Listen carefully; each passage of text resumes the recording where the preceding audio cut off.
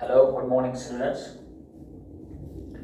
जैसे कि आप जानते हो आज हम एक पॉइंट पढ़ने जा रहे हैं जिसका नाम है the pandemic. Do you know pandemic? Pandemic एक पैंडमिक डिजीज थी which was spread all over the world in 2019। और जो पैंडमिक में बुरे हालात हो गए, जो पैंडमिक में बहुत सारे ये जो हमें देखने को मिला, वो माहौल देखकर ये जो आथर है, ये जो पॉइंट है, इसने ये पॉइंट पेन डाउन की है। तो इसमें ये क्या बताने जा रहा है? इसमें हमें ये बताने जा रहा है कि एक इंसान उस टाइम पेंडेमिक के दौरान विश करता था, तमन्ना करता था कि मैं पड़ोसी के घर जाऊं, उनका दरवाजा खटखटाऊं और ये जो फेस्टिवल्स उस टाइम थे और उनको सेलिब्रेट करने में इंसान ने जो सोचा था वो नहीं कर पाया, क्योंकि बुरे हालात थे, हालात ठीक नहीं थे। तो सारा उसने जो भी कुछ देखा उसने वो सारा इस फॉर्म में मेंशन किया। ये हमें क्लियरली बताता है कि ये जो पैंडेमिक है, पैंडेमिक के दौरान हमें इसने यहाँ पे कुछ वर्ड्स इस्तेमाल किए हैं। जैसे मैंने यहाँ पे लिखा है city of paradise, city of temple. City of paradise Kashmir के लिए इसने यहाँ पे इस्तेमाल किया है और सिटी ऑफ टेम्पल उसने जम्मू के लिए इस्तेमाल किया है। तो खाली यहाँ पे उसने ये वाज़िया तौर पर बताया है कि हर तरफ चारों तरफ मातम ही मातम था। इवन कि उस वक्त के जो हालात थे, हम एक दूसरे के घर नहीं जा पाते थे। अगर कोई डेड बॉडी हुआ करती थी, चाहे वो शमशान थे चाहे वो कब्रिस्तान थे, वहाँ पे वो जो जगह थी वो खाली नहीं थी। सारे लोग अपने घरों में बैठे थे। इवन की जो फैमिली मेंबर्स थे उनको भी क्या करना होता था, वो भी अलग अलग बैठते थे।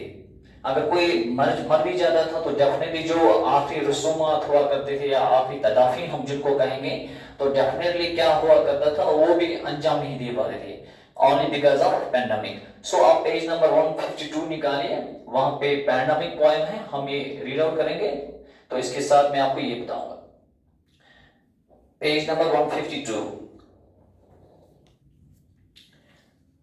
Longing for a knock at the door, this Eve too passed under siege, paralyzed the city of paradise, quietly witnessed the withering of blossoming flowers. Asleep the city of temples, alone mourned the death of sparkling faces, ambushed in the mesh of fear, no requiem held for the dead, harassed in darkness, my pained heart pounds at the tormenting images flashing from the television screen, people gasping for breath, young bodies on ventilators, on the burning piles, wafting into dense smoke. There is no space at the shamshans, at the kabristans, and money floating on the banks of a river. My soul devastates desks. Will the night of sorrows ever end? Will the sun of the rise again? Will the breeze of hope blow again? Will the scent of flowers spread again? Will the spring of colors splash again? Will the bird of love sing again? The songs of love, of joy, of life. So dear students,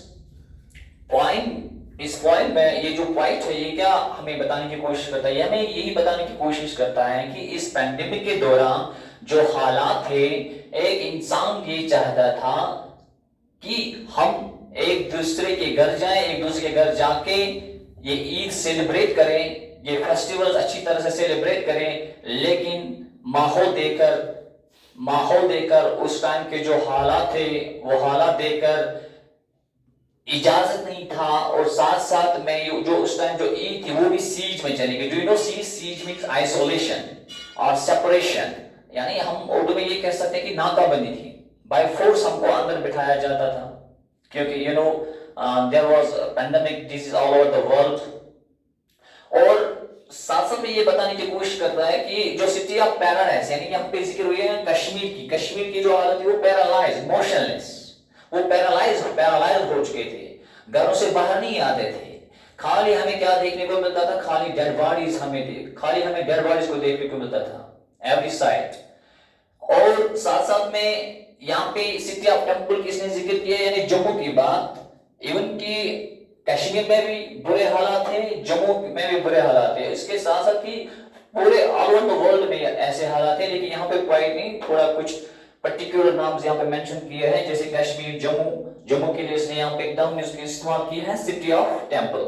Jammu میں بھی کیا جو تھے لوگ تھے وہ سو چکے تھے, چاروں طرف ماحول تھا, خالی ماتم تھا اور کچھ نہیں تھا. اور لوگ اس چیز میں انگیج تھے, کس میں؟ میش آف فیئر. لوگ اس ڈر میں تھے, لوگ پھنس چکے تھے. ایمبشن ان دی میش آف فیئر, لوگ اس مصیبت میں پھنس چکے تھے. نو Raqeem held for the dead, اگر کوئی مر بھی جاتا تھا تو ڈیفینیٹلی وہاں پہ جو ہمارے ہر ایک کو اپنے اپنے رسومات ہوتے ہیں, آخری رسومات ہوتے ہیں, ڈیفینیٹلی ان کو ریکیو وہاں پہ ہینڈ نہیں کیا جاتا. یعنی جو ماتم کے گیت جو ہوتے ہیں, جو ہم اپنے کسٹم ہوتے ہیں کہ مرنے کے گھر پہ مرتے وقت جب ہم کسی کے گھر جاتے ہیں تو ڈیفینیٹلی وہاں پہ ہم اس کے لیے اس کو کنسول کرتے ہیں, تسلی دیتے ہیں. کسی کو اجازت نہیں تھی, اونلی بیکاز آف پینڈیمک.